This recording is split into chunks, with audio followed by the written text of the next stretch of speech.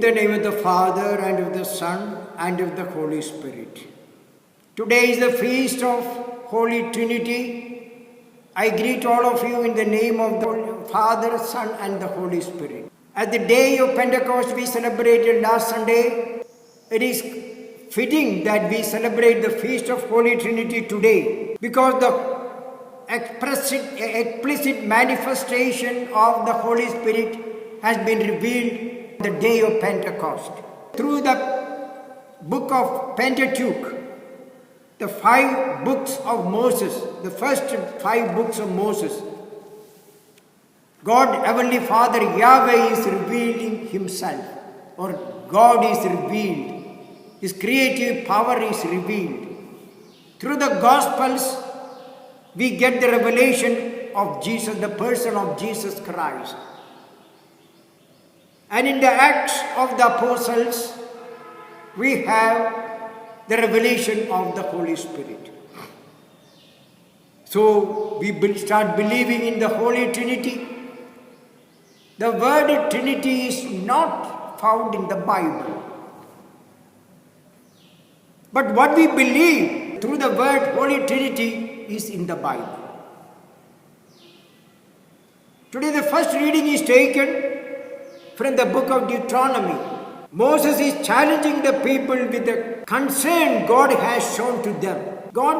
Moses is challenging them which God has done so much for his people. Any God has taken any people as their own. Our God has taken you as His own people. That is the God experience of the Jewish people. The Jews believed that God entered their history. God has entered into their history and made them His people. That was their pride. They were priding over that God is our own. He does not belong to others. It is this pride of the Jews that John the Baptist was trying to destroy. The anger of John was descending upon them. John told them, do not presume to say to yourself, we have Abraham as our father. Abraham was called by God the Father. And now Abraham is our father. That means we belong to God. Don't tell that. We have Abraham as our father. For I tell you, God can raise up children to Abraham from these very stones. It is the power of God, not your merit. It is the power of God that has made you His people. Ezekiel very dramatically explains the relationship with Yahweh and Israel in an allegorical way. Yahweh is saying, then I passed by and saw you weltering in your blood. I said to you, live in your blood and grow like a plant in the field. You grew and developed. You came to the age of puberty. Your breasts were formed. Hair had grown, but you were still stark naked. You were nothing. Again I passed by you and saw that you were now old enough for love. So I spread the corner of my cloak over you to cover your nakedness. I swore an oath to you and entered into a covenant with you. You became mine, says the Lord. That is the relationship. And Ezekiel is continuing in glorious terms what are things God has done for the people of Israelites. And she was made rich and lovely. So the Jewish people had a firm conviction and belief that they were nobody in Egypt. Now they are somebody because of the power of God. Now in the first reading, Moses is reminding them this fact of God's predilection for these people, love for the people. In the gospel, Jesus, the new Moses, is challenging the apostles, asking the disciples to challenge the world, challenging the world with the love of God the Father, love of God the Son, love of God the Holy Spirit.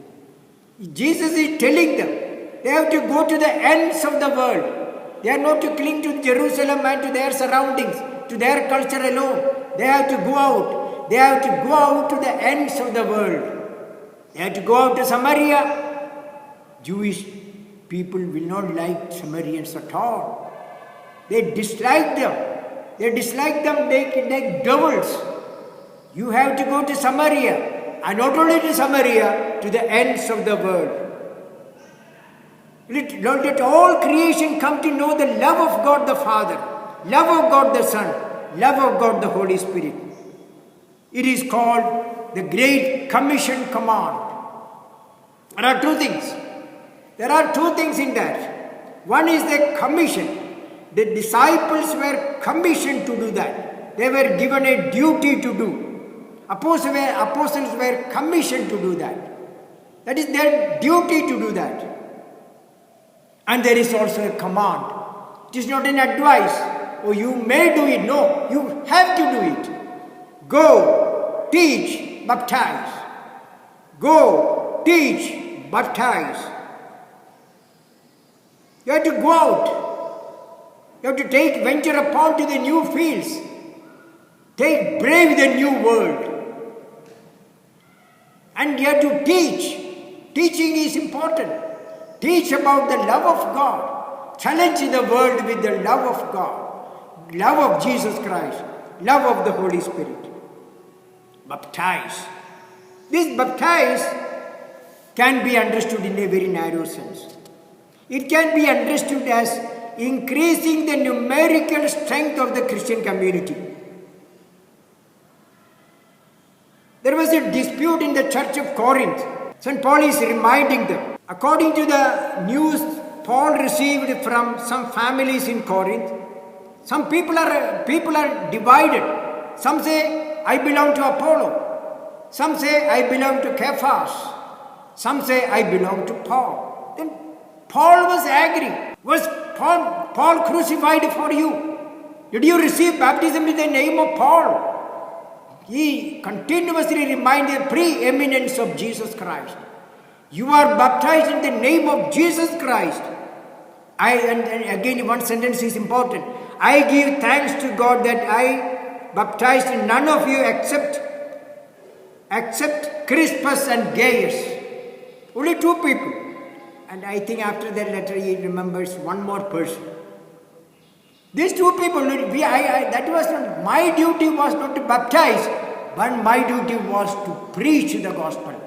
To make you aware, to challenge you with the love of God. That is the other words.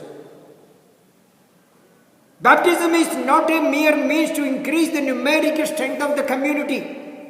It is an invitation to a love affair.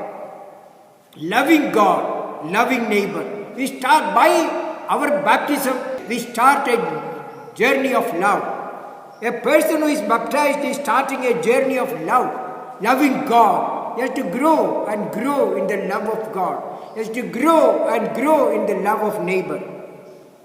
Each sermon by a Christian, maybe a mother advising her little child, a father advising his little boy, or a preacher is preaching in the church, or a Vincent de Paul member is visiting a family with a charitable activity, whatever be, that all sermons, all these sermons are sermons of love.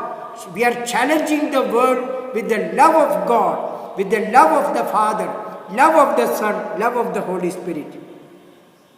As presbytery, the parish is not a center of administration of the parish. I believe a presbytery is a heart of the parish. Or a pastoral center, the bishop is there and the bishop and his office bearers are there. Presbytery is the heart of the parish, so also a pastoral center is the heart of the diocese. They are all members working there are pastors.